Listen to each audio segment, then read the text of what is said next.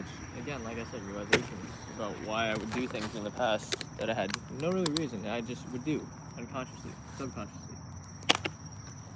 Back when I was fucking 15, you know, and I was very troubled. Had nobody.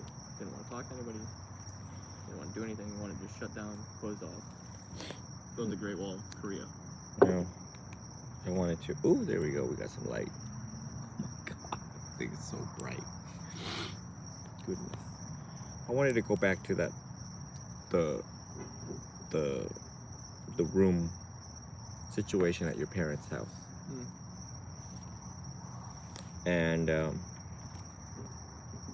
you know, it touches on the teachings of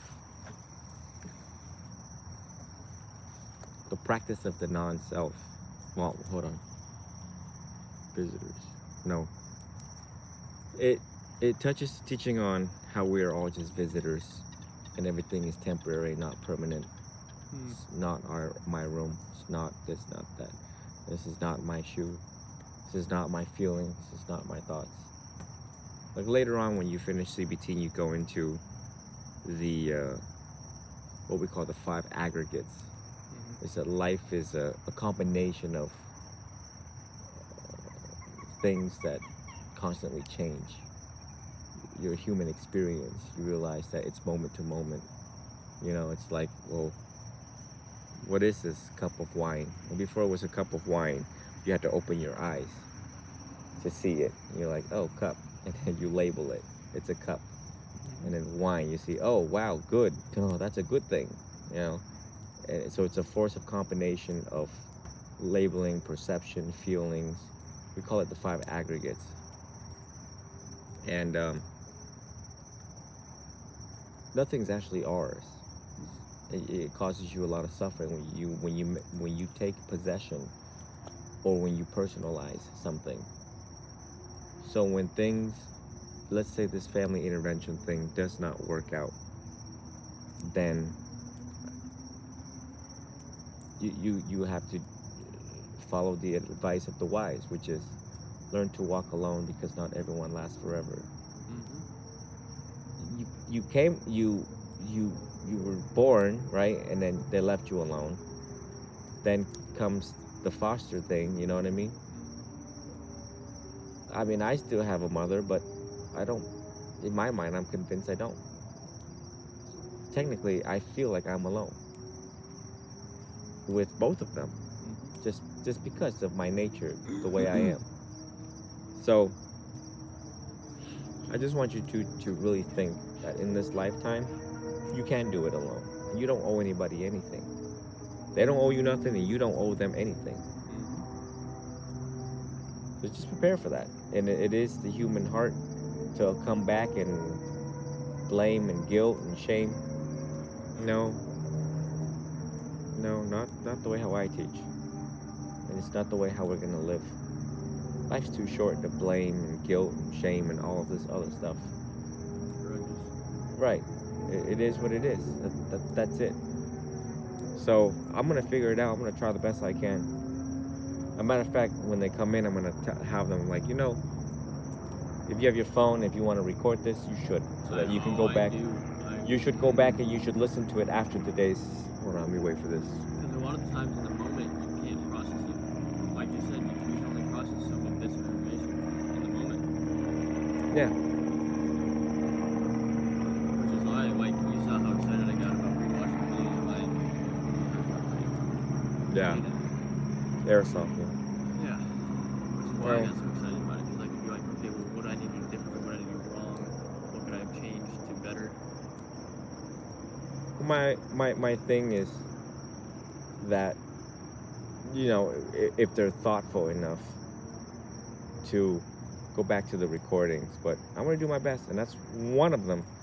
You know what I mean? To try to like that's my job, is to try to repair this as much as I possibly could, so everyone is lovey-dovey or get better communicating. And life's too short to like hold grudges. Life's too hard to be angry at even the closest. You know what I mean? And then like the next day someone dies, and you know, it's just like that case that we went to, and it's just like, oh wow. Yeah. Eye opener. Right. So, but sometime in this life, kind of like John Wick, you know, he just dealing with it by himself. So when you look at why some of these filmmakers they make some of these solo guys that just solo their whole life, you know, sad face solo, and they just live and just we call that a nice quiet life. In Vietnamese, M is like kind of like this lake. M is calm. You know, cuộc sống nó êm. Cuộc sống is life. M, calm, nice and easy. You know, your body's functioning fine. Eat, sleep, poop, whatever. Everything's good. Just leave it alone. You know, ride it out. And sometimes you have to look at this lifetime that it is a karmic sentence that you have to ride it out. Kind of like the Buddha. You know, 80 years. That's a long time. You know, a long time of a karmic sentence. So he did the best he could. And then off he went. Solo. Solo. The man solo. Yeah, he had disciples. Yeah, he had followers. But, you know, alone with your thoughts when you're alone. So don't be too attached onto anyone. Not me, not your parents, not anybody else. And sometimes we lonely sons, we got to make the best out of it. And with the remaining balance of life that you have left. Does it suck? Yeah, sure does. But it is exactly what propels a person to reach great spiritual height and find the spiritual joy in the midst of your own struggles. Going back to them or going back to the fools doesn't make anything better. Make no progress. Simple. Succumb to your environment. No matter how long it takes, how quick or short it is, everybody will eventually succumb to their environment, good or bad.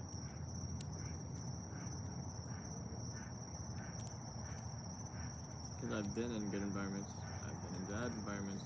I see what changes. I see what doesn't change.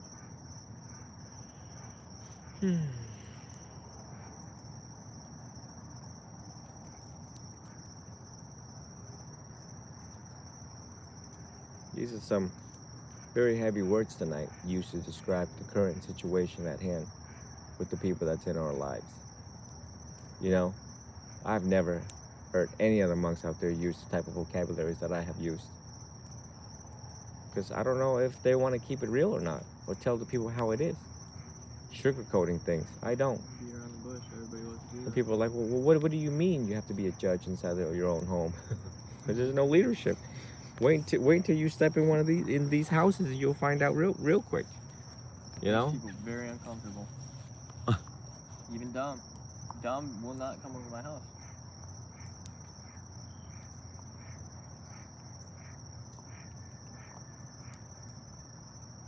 Makes people very uncomfortable.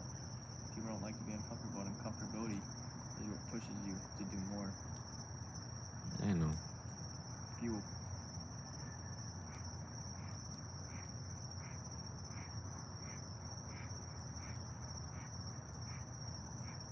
This is a very necessary practice to master, I tell you that. Because when crap hits the fan and no one else is around, you got you. And you rely on you. And you trust you. Your guts, your cognitive thinking, your decision-making process. That's it. That's it. It's one of the most loneliest thing ever to conceptualize, understand, and accept. But it's necessary and it's true. You are you. You know, Eric, when he becomes FWC, he's alone. Very dangerous. He's alone. His backup is like 4 hours away. You know, he has to take care of it by himself, self-reliant. And the bird, look here, we got trees here, right? The bird stands on the branch, unbeknownst that the branch is weak. The branch breaks. Then all of a sudden the birds forget, oh, look, I got wings. I now rely on my wings, and it survives. That's all of us. You know, sometimes we forget that we have these wings and we're standing on these branches of life. Then we fall, and we realize, oh, crap, I can't depend on all of my buddies to come and rescue me. I have to sprout my own wings and fly safely back to where I need to go. And I emphasize that strongly, just because of the betrayal that's in my life. Betrayed. Betrayed by some of the best family members you can imagine. It's no wonder why I have to stand strong, walk tall, and just be me. And I like me. You know? You have to learn how to like yourself. Yeah, you do. Takes- Absolutely. Takes a long time. And you stand by your principles. Morals. Absolutely. You know? I mean, I get praise and blame all day, every day online, for, being a celebrity monkey, but I don't care what you think of me. I like me. I'm gonna tell you I like me. I trust me and self-reliant. Oh, back to Eric. You know what I mean? He has to be self-reliant. His training, skills, and education to survive. Yeah, he's out there catching people. He's like a warden. Yeah, he's out there catching people, fish and wildlife and illegal grouper, illegal oysters, and all this other law. It's like stupid. I mean, the former judge that I used to work with, he was the Key West prosecutor. They call him the fish prosecutor because he prosecute people who that's what they do, right? Catch undersized fish and marine life. And so, Throw the balance off. yeah, and but they're out there for a reason. They're out there to make money, to deplete our resources, and at extreme levels, they will pull a gun and try to shoot them. Mm-hmm. We just had maybe 7 months ago, an FWC guy got shot and ran over by ATD by himself in the woods investigating. And I was like, damn. So again, I emphasize self-reliant is that Eric's gonna be by himself. At times in your life, you will be by yourself. No matter who you're dating, no matter I'm around, not around, nothing, nada. And when the Buddha told all of us that don't attach on to him, don't attach on to your teachers, don't attach on to anybody or anything. These are some like the hardest pills ever to swallow. Mm-hmm. Yet you open these books and you read it and you're like, oh, damn it. Because the Buddha knew that everyone attaches on to things and people. It leads you nowhere. Great disappointment, great sadness. Which is why I've had a lot of very intelligent people. They think that I'm being negative in a situation, but it's not negativity, it's because of what I've learned in my life and what I've gone through. We don't care what they think of us. No. We care what we think of ourselves and how, when we close our eyes, we are at peace. Mm-hmm. That's it. I think that's the greatest thing is in your life, you will need to learn how to deal with the problems that arises: finance, family, friends, work, life, school, relationships. And when shit hits the fan, you close your eyes and you figure it out intelligently. It's not hard. Not hard at all. And if you have to go through life like John Wick, minus the killing part. Yeah, Don't kill nobody. Yeah. Just like the nice quiet life. There's so many movies. I always get a kick out of movies with like solo actors. Too bad that mostly has to do with good guys, bad guys, and they beat each other up and they kill each other. But I look at the solo life and I'm like, wow. You see the lines on their face, the I've been through look life, the I've been through life look. And you're like, wow, you know what I mean? And it makes you question. And as a young kid, I always question, well, hell, one day I may just be like one of them. Even though I really like my friends, love my friends, but why are these guys? Huh? I said, and people will judge, but that's fine. Let them judge. I don't care about that. At this point, I Who don't gives a care. Shit? Who gives a shit? If they're not judging, you're not doing something right. Detach from society. Just detach from the worldly affairs. I mean, there's certain. I want to think one day you will reach there. One day you will reach where I am, and then you realize that what? There's humans around? Where? I mean, what? Someone said, what? You're just like, huh? When you're in tune with nature, it's just like Eric, you know what I mean? This is why I like Gage and all them, whoever's in tune with nature, I like. Just because they're just there with nature. They're not involved. You should be allergic to concrete. You should be allergic to buildings. It was never meant to be here. We put it there. Period. We were always meant to be with nature like this. Because if we actually look at it and study it and analyze it, the best lessons we can learn are from nature.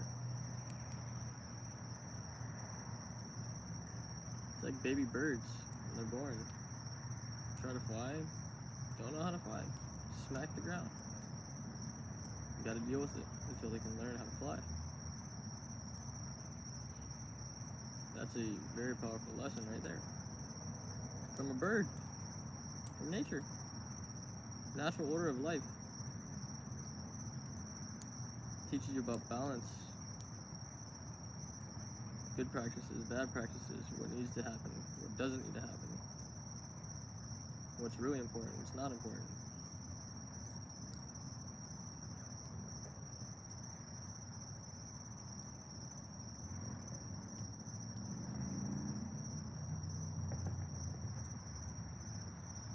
Shit, flowers. Flowers don't move. How do they survive? Flower blooms. The bee comes to the flower. And then in turn spreads what the flower gave it. But the flower never moved. Never did anything. But be a flower. What is dropping? Dry leaves? That's what I've been kind of wondering. It ain't water. It's kind of peaceful. It's like little, like white noise. Oh, I want to get a rain stick. Oh. Oh, speaking of rain sticks, tomorrow Brenda invites me. It's sound bathing, but they have rain stick also down at Blissful Beginnings at 6:15 p.m. You work then? Unfortunately, I won't be able to make it. Yeah, I work at double. I really get a kick out of her class. They do all these sound experiment. Well, not experiment, but they actually like, it's awesome. I'm just there. Like, the vibrational energy in there is awesome. I'm gonna bring Eric down so he can experience it. And this again is in turn why, and not in fear of missing out on anything, but to expand my knowledge on anything and everything. So I can be there, be present. So I'm working so hard to step back. And Yeah. I love and appreciate the fact that Igo can see that and appreciates that as well.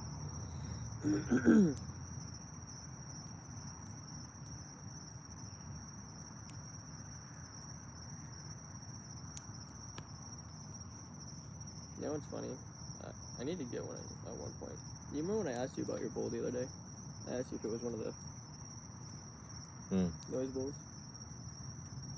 So downtown St. Pete, there's a Tibetan store. Oh my God, I love this store. It had he had a silver ring with a Buddha's face on a silver ring, and two of them. It was really nice, actually, really nice and catchy. Cause you see, in the Christianity world, they got like they got all these things that reminds them of Christ. In Buddhism, we really don't have a lot of things that remind you of Buddha or how he would want you to, live your life.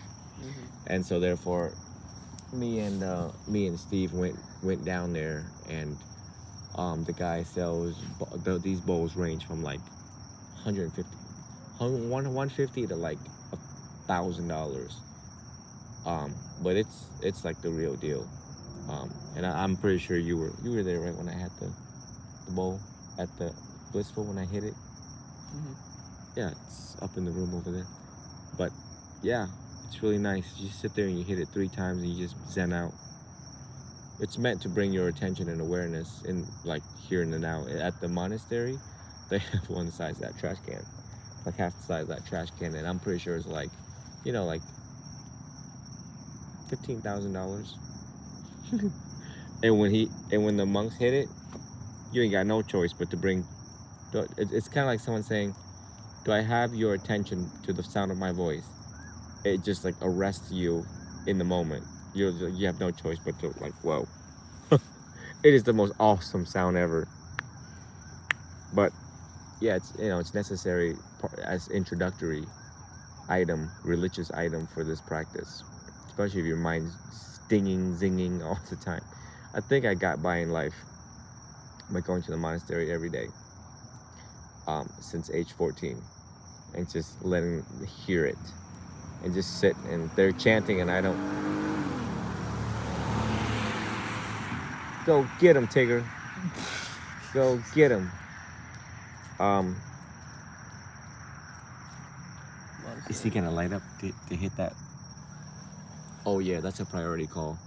So you can hear the sirens already. He's trying to creep up. That's probably like a burglary call or home invasion. Ooh. Ooh, there's somebody getting their butt kicked. Ooh. Whew. City. But what are we talking about? Monastery, 14. Yeah, I think I got by just coming there and just calming down as much as I could. I mean, it was mostly treating the symptom, not the cause, but still brought comfort. It's brought me a lot of time to figure it out. God, I was so lost back then. I was like, why am I here chanting? I don't even understand these chants. I used to ask myself, why am I on this fucking planet? What is my purpose? What's even worse is I leave the monastery. I'm the youngest one there, and I'm like, what am I? All the old people are looking at me. They're like, why is he here?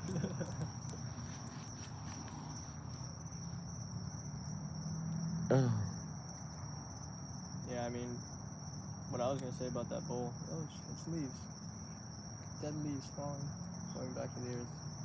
To give back to the earth. Oh, by the way, when we sit and meditate out here in nature, and these things happen, and we actually meditate on the leaves.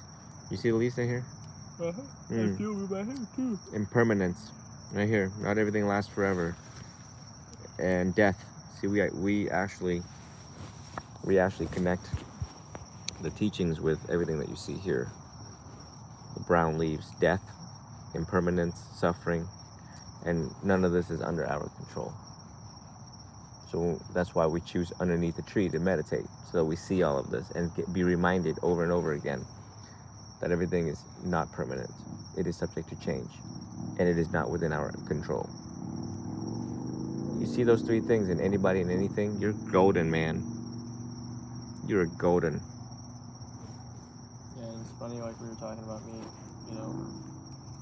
cherry picking my Instagram. Every time I open Instagram now, it gives me something that I didn't know that I needed in that time. And kind of like what you're saying about impermanence. There was a video I saw, I think yesterday, where it was like Adam Sandler and a bunch of big actors just in a big circle on a podcast. And it was, I forget who was talking, but he was talking about wishing that he knew something a long time ago that he realized at the time in life he was at, and it's just that nothing lasts. And it's not supposed to. It's not natural. Things come in your life for a reason. They leave at a certain point for a reason. And it's to teach you, give you a lesson, and have you move on from there. And then other things will come and go. Everything comes and goes. The next challenge for young students is use the phone for just the darn phone. That's it. Don't Instagram nothing. Don't even Instagram me. Don't even do this or that. Like, because you want to know everything and everything, book. Whatever book you choose. And you've already seen a whole selection of Buddhist books that I additionally bought. Keyword, additional. It stacks up from your toes to about halfway your knee that I just bought. That it's a physical books, not audio books. You know what I mean? To remind me, hey, when you got time, don't post nothing. Sit there and read like 20 lines. Close it. Tomorrow, 20 lines, 20 lines, 20 lines. Yeah. And that's the same thing. That's what I've been doing with the CBT, because that's why I've been keeping it on my bed. Because when I get home and I see that, and I see my TV. That, by the way, I didn't have a TV. My dad had got that for me for I think my birthday, because he had felt bad because because I have no attachment. Like, I still have certain attachments, to people that I'm trying to let go, that I've been able to let go of a lot of them. But to materialistic items, I've never had any attachments to them. They've never really meant anything to me. If I can have them, cool. When it's time for them to go, they go. I can always get another one. And if not, big deal. And I didn't have a TV for a long time. And my dad felt bad for me when he saw me packing up all my shit because I had no money at the time. And I had to pay my bills. And I would go into the pawn shop, pawn everything to pay my bills and make ends meet. Because I had no attachments to it. I was able to achieve them at the time that I was able to achieve them. And at that time, I no longer was able to have them. And it was time for them to go.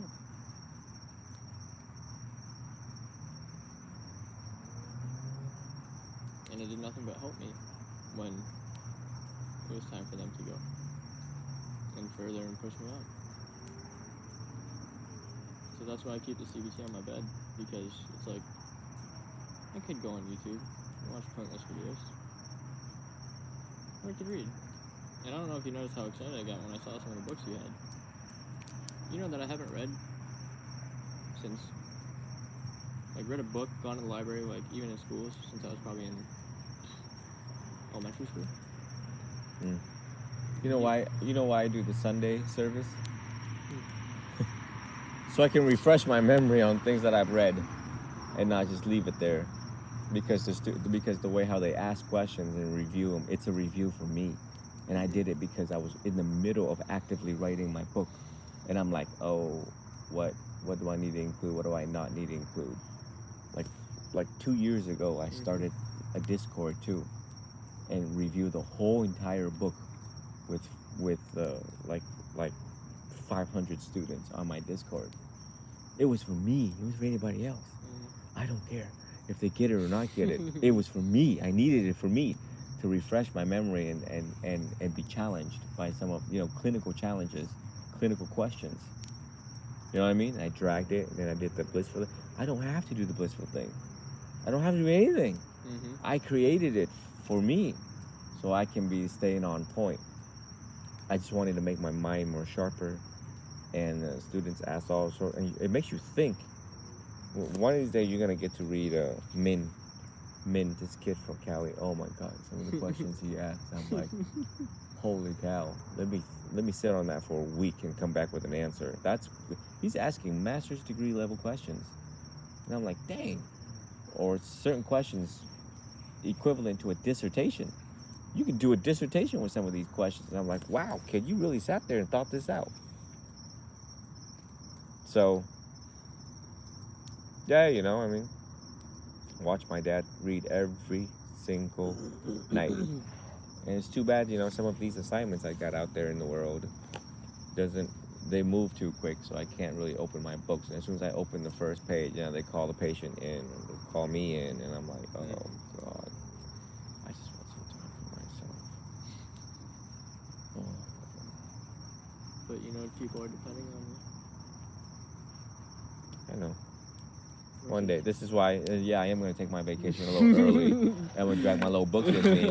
And then, again, you will explain to the people that, listen, the Venerable is where he's at. He's reading books. He's reviewing everything. And he is very much at peace. He's in good health. And we will keep you updated as we go along.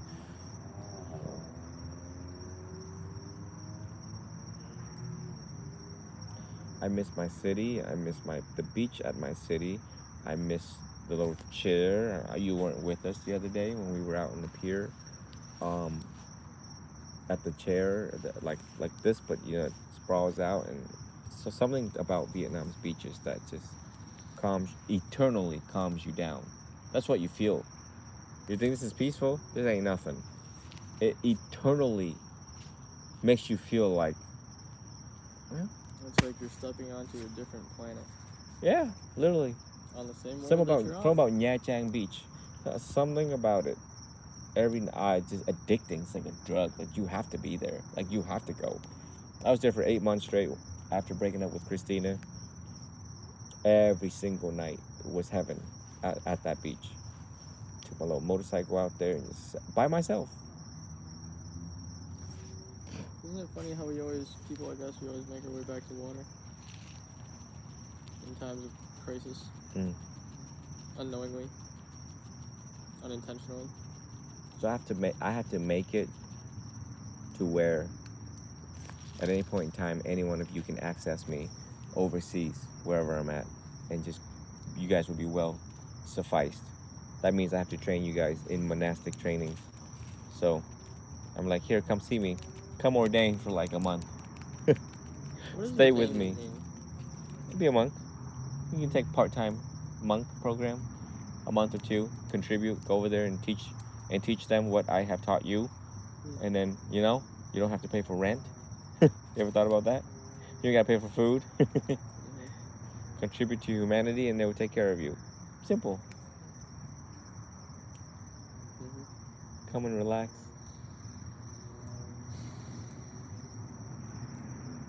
Remember the duck just swimming along.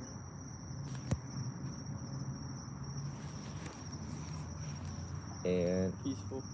until this happens. Yeah, humans. And then they're like, are you kidding me? Is it daytime? Time to go? That's really bright. Since when does the sun turn white? I thought it was orange. Like the monk robes.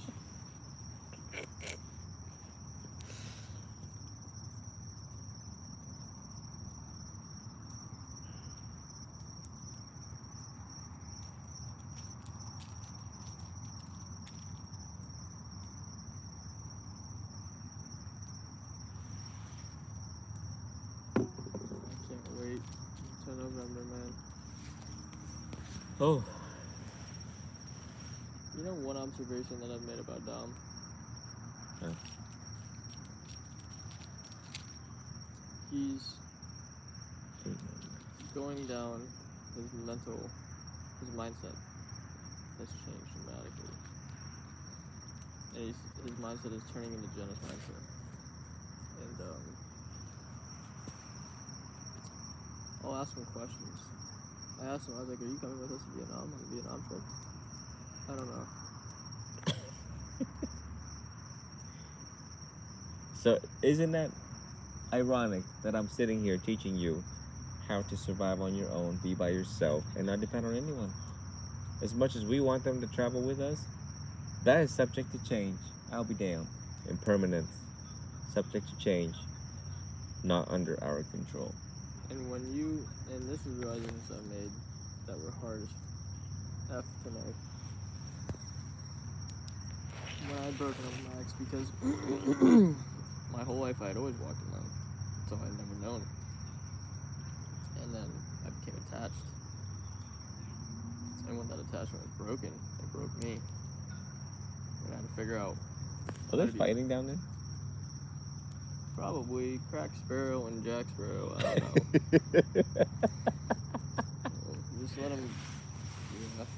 Yeah.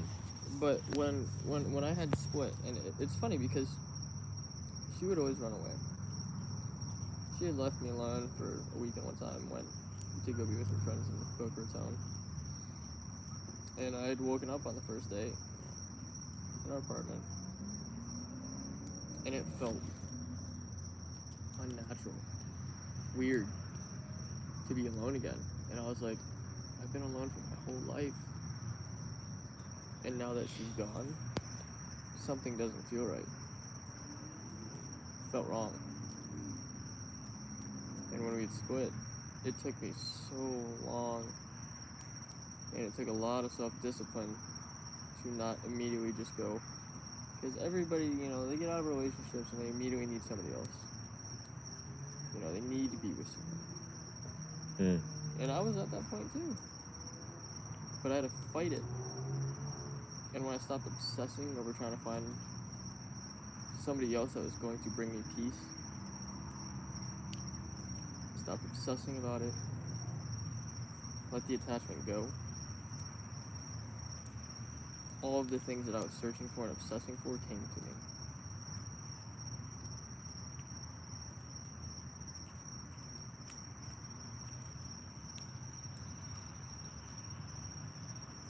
Which is why, even though me and you are together right now, we're both alone. and you see how happy I've been lately. Mm.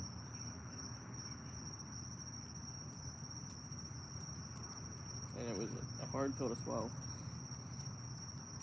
And kind of like, because you had seen what's happening to Tyler today, right? And what he'd said to you.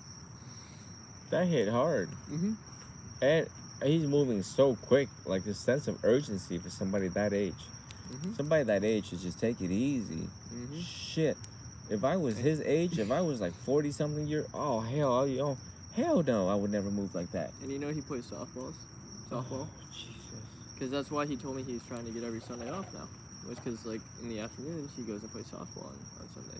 Poor guy. When I went in... felt that suffering when he said that, when he made that statement. I was like, oh, oh, let me go back to my tacos. and that's Poor why I Tyler. offered him the out, and he, the almost relief I saw on his face when I offered him that option. It was insane. And it's funny because people like me and you and Tyler and everybody that's similar like us, you know, we always give out insane advice, but we can never give it to ourselves and take it ourselves. Sure the hell we can. We can, but it's hard. Yeah, it's doable. And what I noticed with Tyler is he sent me a text the other, or when I was on the phone with him at 2 in the morning, right? Because he texted me at 1:30. 2 in the morning? He texted me at 1:30 in the morning Oh, jeez. the other night, right?